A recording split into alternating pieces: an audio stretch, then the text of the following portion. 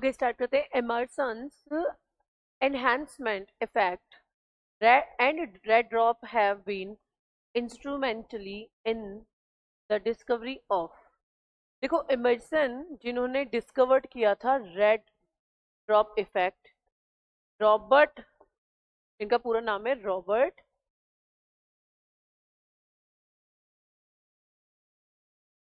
Immersion. ठीक है, इन्होंने किया था, इन्होंने बताया था, क्या बताया था, फोटोकेमिकल डिसरप्शन। इन्होंने बताया था disruption of photo chemical activity of PS second. देखो पीएस सेकंड के ऊपर जो वेवलेंथ होती है वो कितनी होती है, पीएस सेकंड पर 680 नैनोमीटर। इससे पीएस सेकंड की अगर अपन बात करते हैं और पीएस वन की, तो ये कितनी होती है 680 नैनोमीटर और ये होती है 700 नैनोमीटर।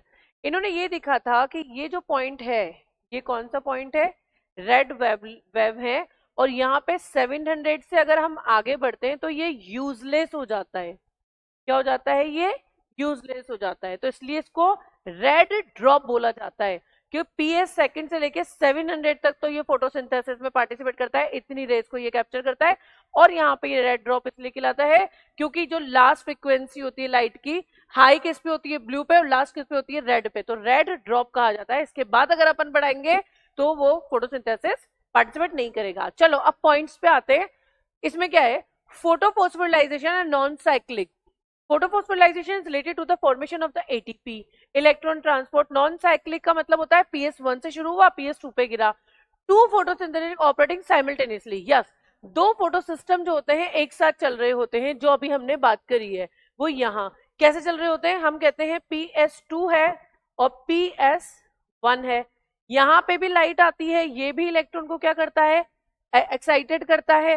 फिर ये किस पे जाते हैं, ईटीएस में जाते हैं, एंड देन वो ड्रॉप आउट कहाँ होता है, पीएस1 में हो जाता है। फिर यहाँ से एक्साइटेड होता है, देन यहाँ पे हो जाता है।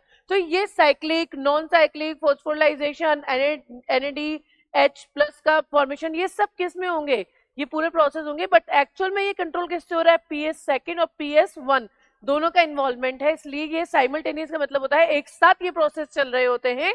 और उससे क्या बनता है, ये अगर हम वेवलेंथ को 700 से मोर कर देंगे तो वहां पे ये यूजलेस हो जाएगा।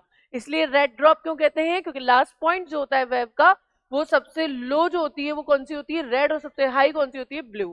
ठीक, फोटोफॉस्फोराइलेशन साइक्लिक, ऑक्सीडेटिव फॉस्फोराइलेशन।